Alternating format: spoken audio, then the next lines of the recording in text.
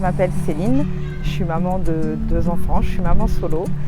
J'ai eu un petit parcours cabossé, voilà, comme on dit. Donc avec Patrice, Emeline, accompagnée d'Aubance, donc on a été rencontrer 5 associations de la région des Pays de la Loire qui portent les projets d'Aller Vert.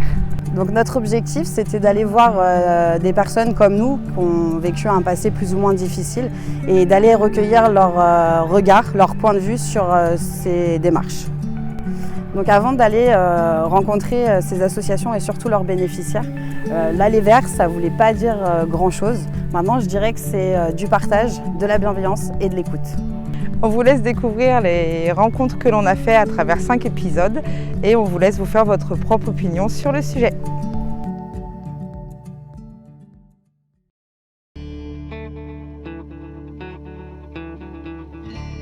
Là, on part pour Laval en Mayenne pour rencontrer l'association qui s'appelle le GLEAM.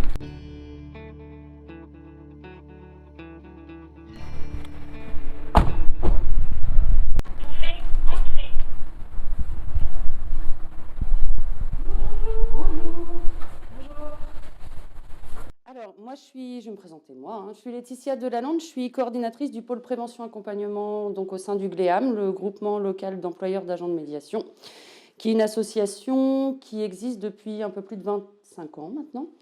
Nos locaux sont situés au sein du, on va dire, le plus populaire des quartiers de Laval, qui est un quartier prioritaire. Alors, historiquement, on a toujours été ici, puisque dans les années 90, quand l'association a été montée, c'était vraiment pour la base un peu le concept des grands frères.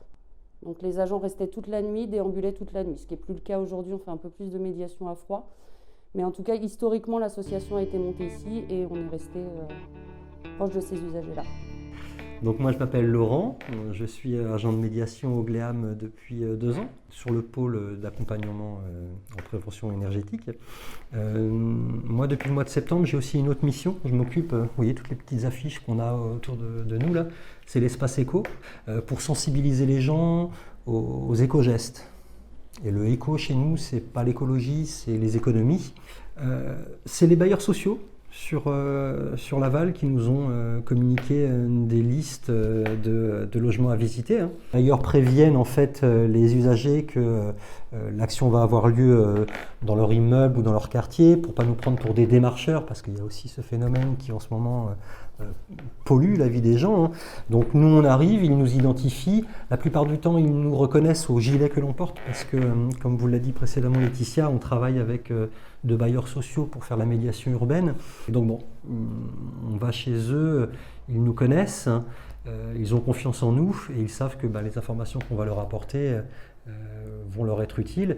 Et puis ça va aussi être à nous de justement détecter ces personnes qui n'osent pas faire une demande, par exemple auprès d'une assistante sociale s'il y a un problème, qui n'ose pas aller auprès d'une association pour justement tout ce qui est inclusion numérique. À partir du moment où les gens nous ont ouvert la porte et acceptent, 90% des gens acceptent d'aller jusqu'au bout du questionnaire. Une bonne partie d'entre eux même nous font rentrer chez eux. C'est intime parce qu'on va aller dans la salle de bain, on va aller dans la cuisine, on va aller dans le salon. On a un kit d'éco-gestes. Ça, c'est une porte d'entrée d'aller chez les usagers pour parler de l'énergie. Mais la plupart du temps, ça dérive sur autre chose. Ça peut être une personne isolée, seule, qui a simplement besoin d'avoir un peu de contact avec quelqu'un. Nous on fait, Laetitia vous parlait des veilles sociales, donc les personnes isolées, les agents de médiation vont prendre des nouvelles régulièrement, on a une liste de différentes personnes, donc on peut détecter des personnes qui, pas plus tard que mardi, j'étais en action Agir, on est arrivé chez une personne qui n'était pas trop enclin à nous faire rentrer, et puis bon, c'est dit peut-être qu'on est resté presque 1h30 avec cette personne. Et sur l'heure et demie qu'on a passé avec elle, si on a parlé pendant 20 minutes de l'énergie, c'est bien.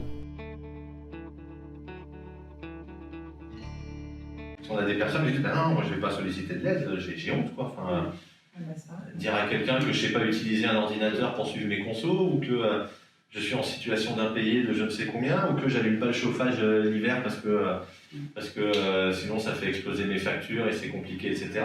L'idée c'était ça aussi, c'était de se dire on va détecter des gens qui sont en difficulté. Il y a toujours des gens, l'une des questions c'est est-ce que vous êtes à un moment donné obligé de faire un choix entre payer votre facture d'énergie et manger ou payer un loisir à vos enfants ou autre, quoi. Et on a toujours des personnes qui nous disent bah oui, j'étais obligé de faire un choix. Souvent, je dis pas toujours, mais souvent, c'est aux administrés, aux usagers de solliciter l'institution. Il y a toujours une tranche de la population où c'est à des services de proximité, comme des associations comme les nôtres, d'aller vers. Et c'est ça qui fonctionne. Et nous, c'est ce public-là qu'on va chercher à travers ce type de projet. Du coup, moi, j'ai vraiment adoré découvrir cette association.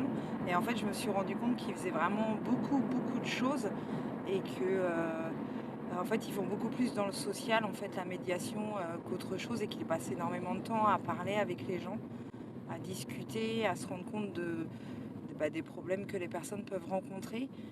Ouais, c'est vrai que moi je m'attendais vraiment à ce qu'on parle beaucoup plus de tout ce qui est énergie, et au final on se rend compte que ça prend très peu de place quand il est allé voir ce monsieur, et que du coup c'est beaucoup plus large en fait les sujets, et ils aident vraiment pour toutes sortes de choses dans la vie quotidienne, et on voit vraiment que c'est des gens très importants dans la vie de ces gens-là, parce qu'ils apportent une aide vraiment très large.